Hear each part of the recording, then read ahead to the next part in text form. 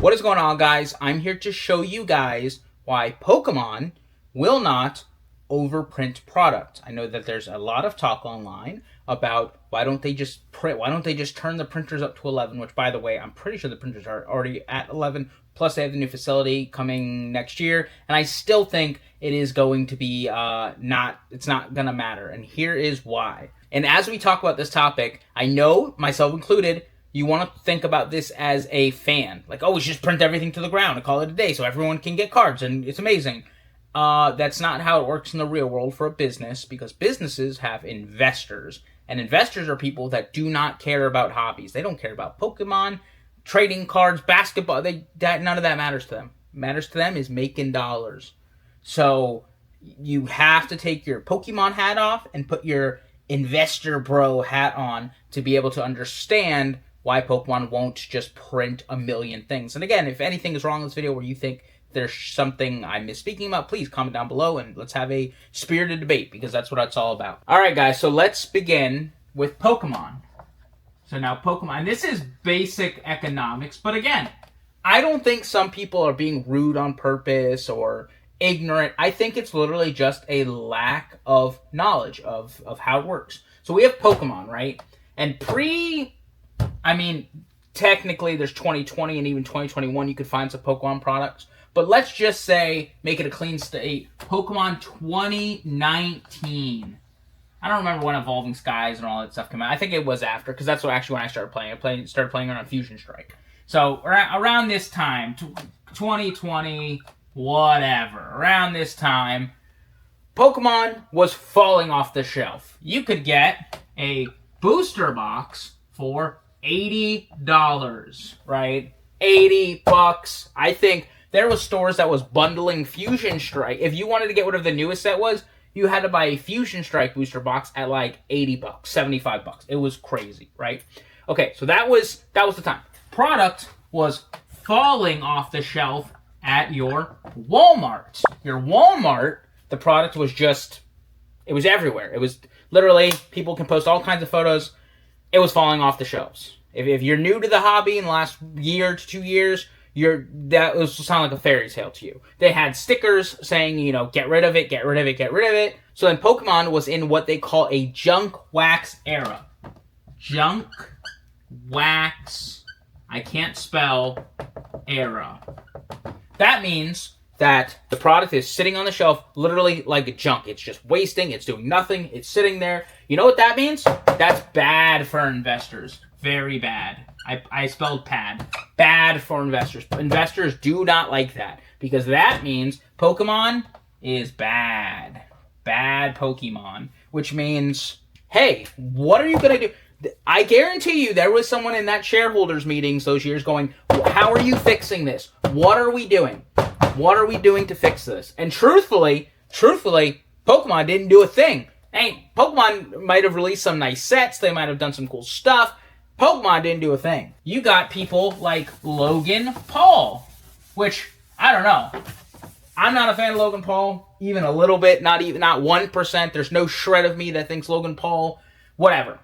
But Pokemon should probably praise Logan Paul. They should probably sing his hymns, because for all the bad he did for the hobby, it got people reinvested in the hobby.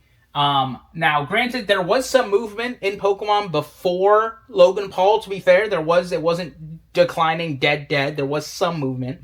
But Logan Paul started getting to Pokemon. It got crazy. And then Pokemon started going like this. So we're here. We're about here. So it hit its peak.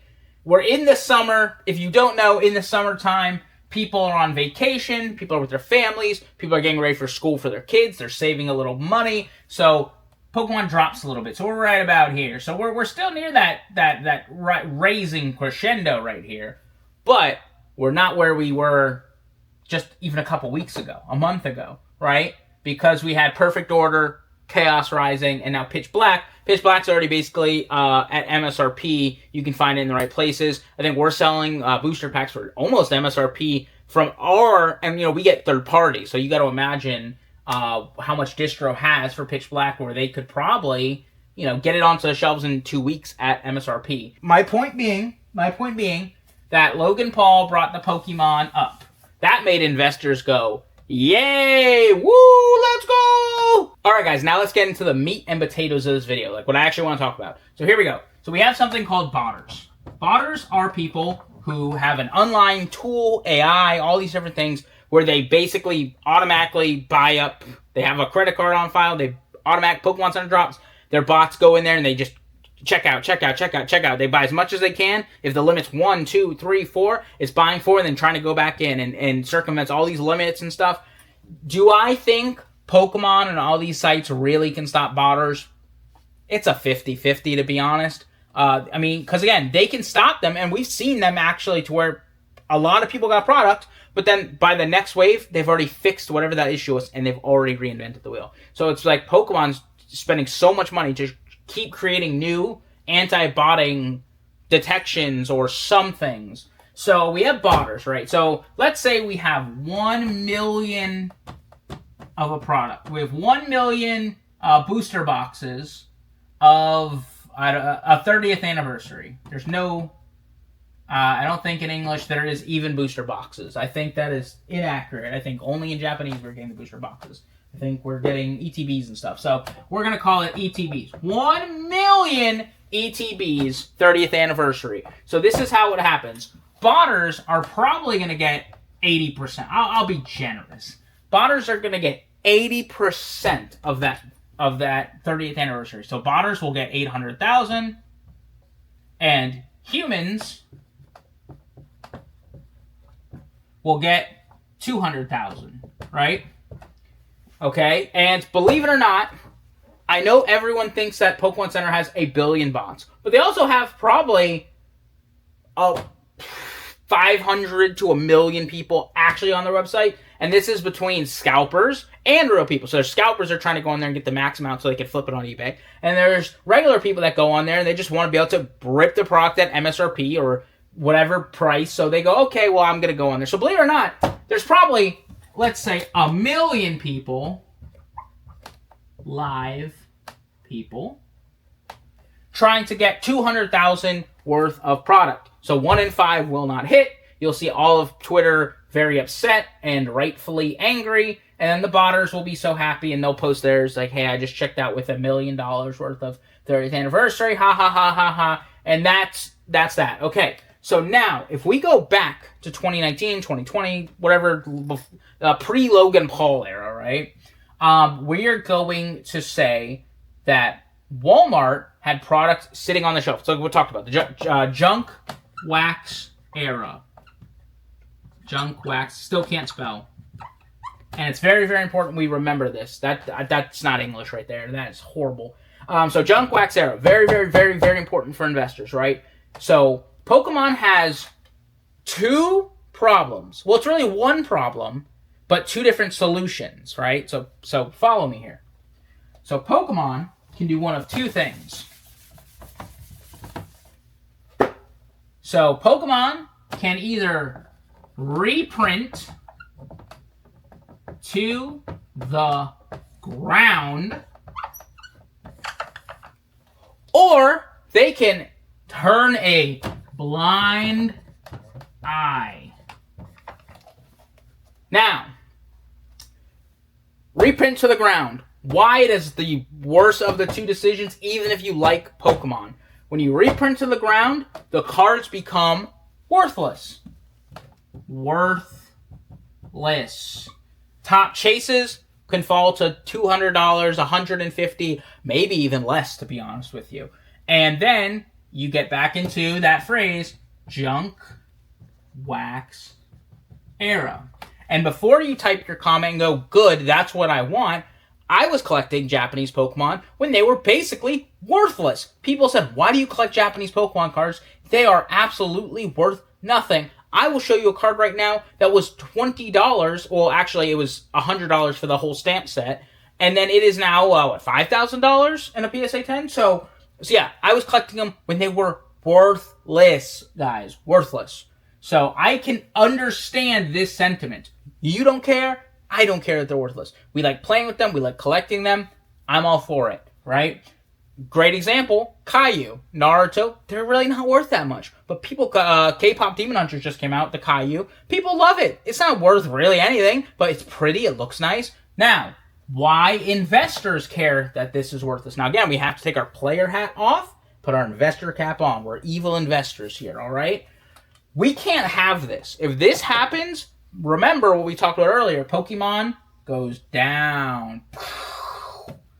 Explosion, right?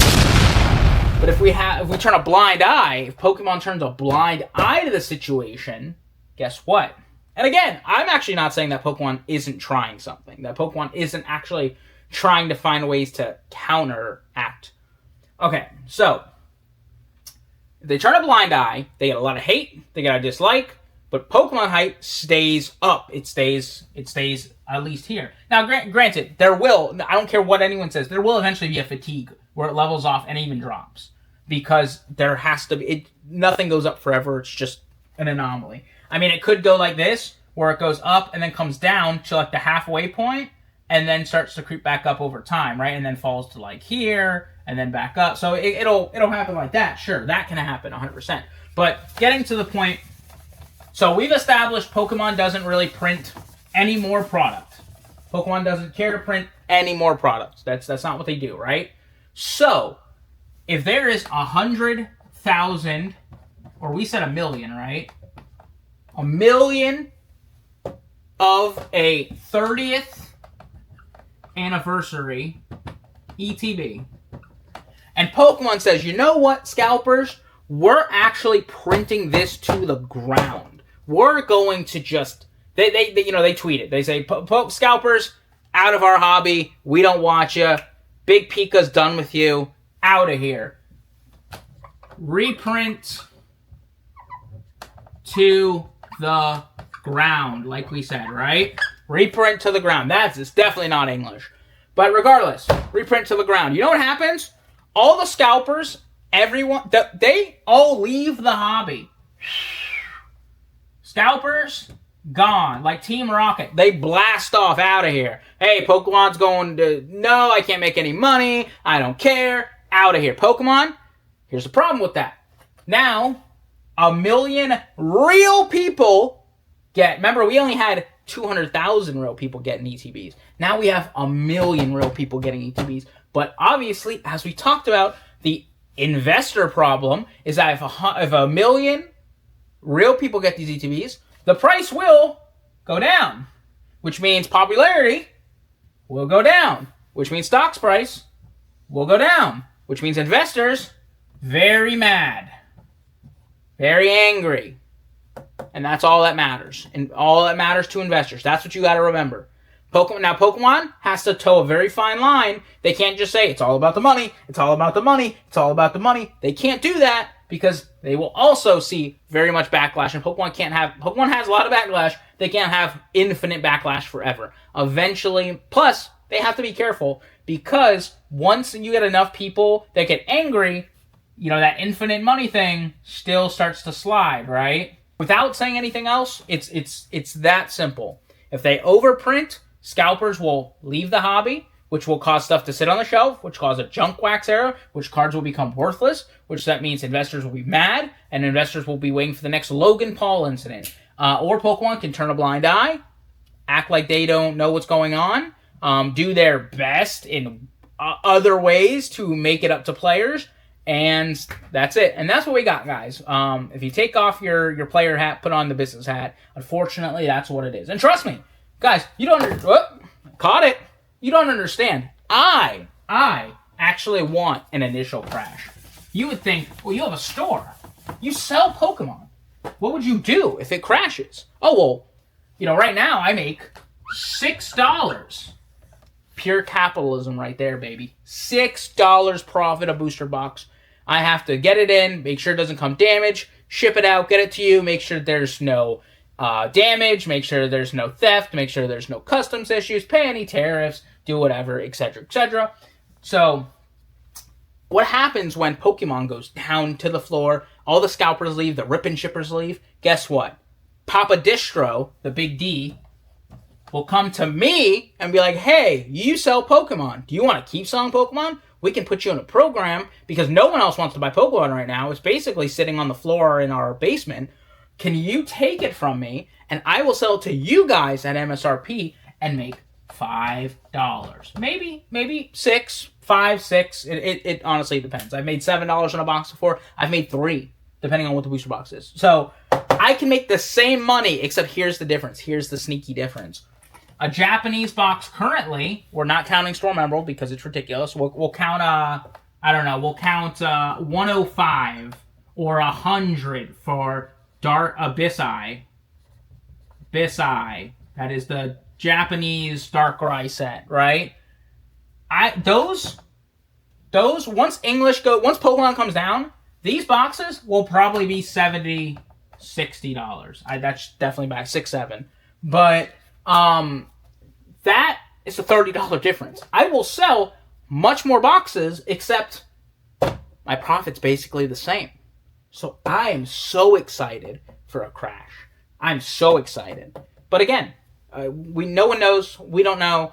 If I had to speculate, if you ask my speculation, because people do ask all the time, because again, I'm a shop, I have to watch the market constantly, not because I'm trying to Rudy in on this, but because I'm trying to just make sure that you guys are getting the best deal. When I drop something on my site, I will look at 5 different sources to make sure that we're not overcharging you guys. So I'm constantly trying to be tapped into the market. So my point is that as a shop, I'm so excited that if I can ever offer you guys MSRP or good deals, again, I am very, very excited for the future. So that's it, guys. Pokemon investing, and hopefully, again, this is my first kind of video like this. I did about 75 outtakes, and I still don't think I said it all right, but that's it. Peace.